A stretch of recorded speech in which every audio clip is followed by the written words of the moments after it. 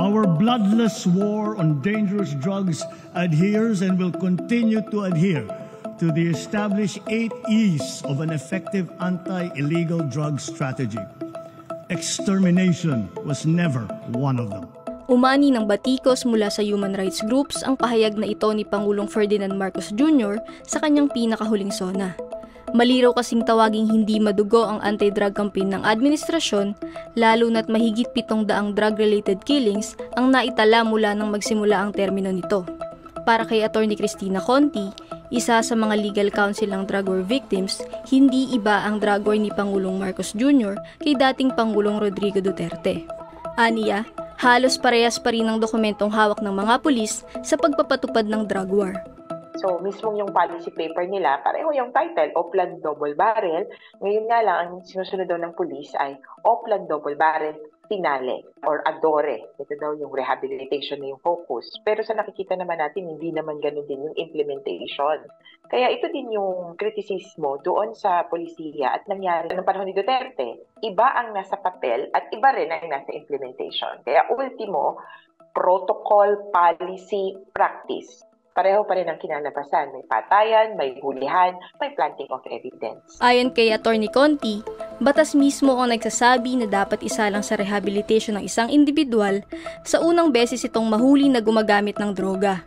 Kaya lang, parang ang lumalabas, hindi ganun ang pinapalabas ng pulis.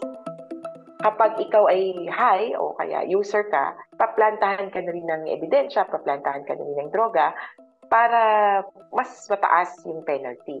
Tila nagpupustura rin daw ang Marcos Jr. administration na gumagana ang kanyang drug war policy. Sa kanyang SONA, ipinagmalaki rin ng Pangulo ang 79% daw na drug conviction rate. Tama ba ang mga na-convict na ito? Baka naman ng mga nakukulong yung maliliit at hindi yung malalaki. Kaya kahit pa nakakulong sila, tuloy-tuloy pa rin yung kalakal. Tuloy-tuloy pa rin yung supply kasi ang tinatanggal mo lang sa kalye ay yung demand. Kung para solusyonan yung problema, yun yung i-target mo. Kanino nanggagaling ang droga?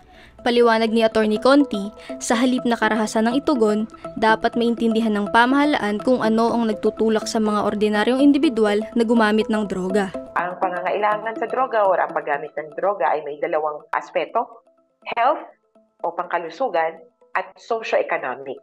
Isa sa mga lumalabas sa pag-aaral ay dahil may pangangailangan na napupunuan ng droga at posibleng ito ay kadikit ng trabaho.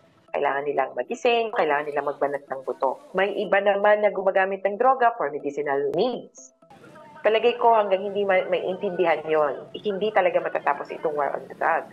Sa huli, ayon kay Atty. Conti, ang pamahalaan ang may mabigat na responsibilidad para lutasin ang problema sa droga, gamit ang paraang inuugat ang mga dahilang sosyo-ekonomiko at pangkalusugan.